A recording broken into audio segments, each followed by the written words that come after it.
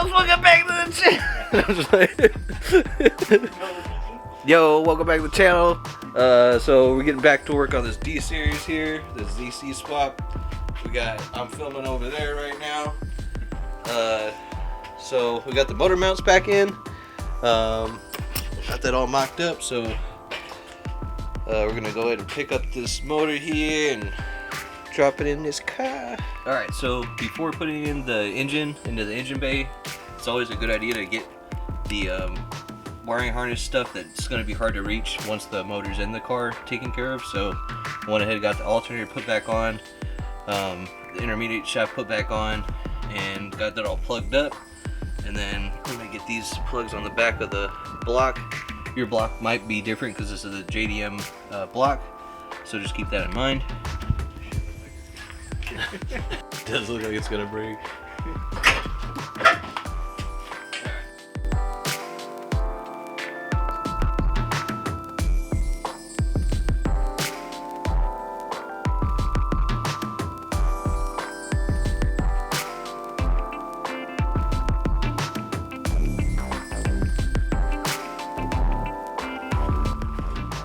Alright, so we got the motor lifting up into the engine bay there.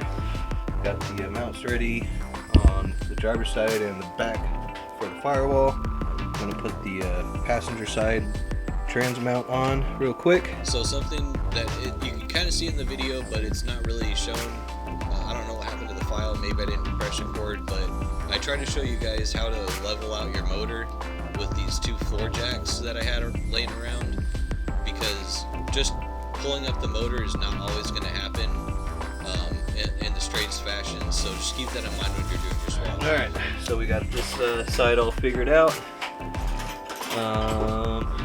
Gonna do the back side now. Off. I forgot to put on the engine.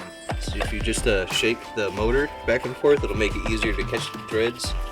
And then after you get them going, you can go ahead and get this part started to thread on. You're just gonna want to make sure that this one right here is fully tightened.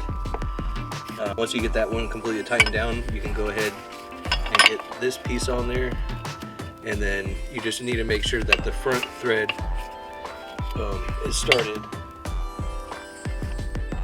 You're just making it up as you go. I mean, I was born at night, but it wasn't too night. So yeah, you get the Underneath like that? Yeah, you get one underneath like that, and then you get this one on the top there.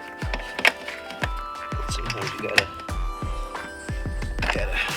wiggle it around, and then just like that, you got your shifter all hooked back up. You're gonna go ahead and get these torqued back down. I think they're like size like 40 millimeter wrenches, but I got my man pods, so I'm gonna use those.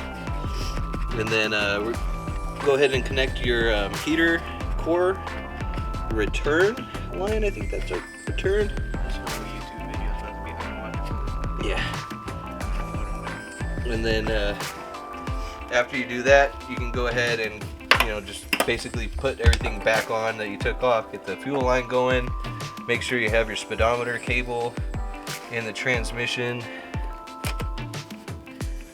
Get that down there. And then after you get that put up in there, basically just go through and button up all the wiring, get all the plugs connected, and then then we'll be on to the suspension.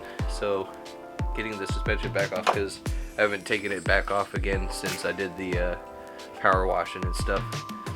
But I think that's a good letting off point for tonight.